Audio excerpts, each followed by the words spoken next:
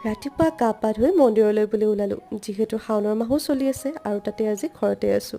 মাক ক'লোঁ বোলো বোলা মন্দিৰৰ পৰা আহোঁগৈ বাহিৰত বতৰটো ঠিকেই আছিলে ওলাওঁতে তাৰপিছত অকণমান ৰ'দ দিয়ে টমটমখনত উঠি দিলোঁ বাৰু আজি আহিছোঁ আমি বজাৰখনতে থকা শিৱ মন্দিৰটোলৈ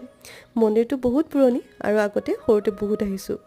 মন্দিৰটোত আহিলে মানে বহুত বেছিয়ে ভাল লাগে ইমান ধুনীয়া পৰিৱেশ আজি অৱশ্যে ভক্তৰ ভিৰ কম যিহেতু আজি ৰবিবাৰ হয়তো সোমবাৰে বহুত ভক্তৰ সমাগম হয়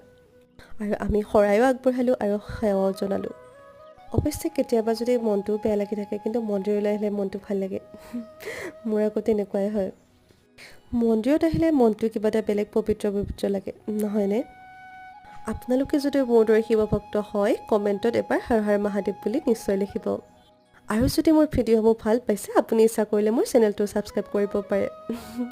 আৰু এয়া ঘৰ পালোহি আজিলৈ বাই আকৌ নতুন ভিডিঅ'ত লগ পাম দেই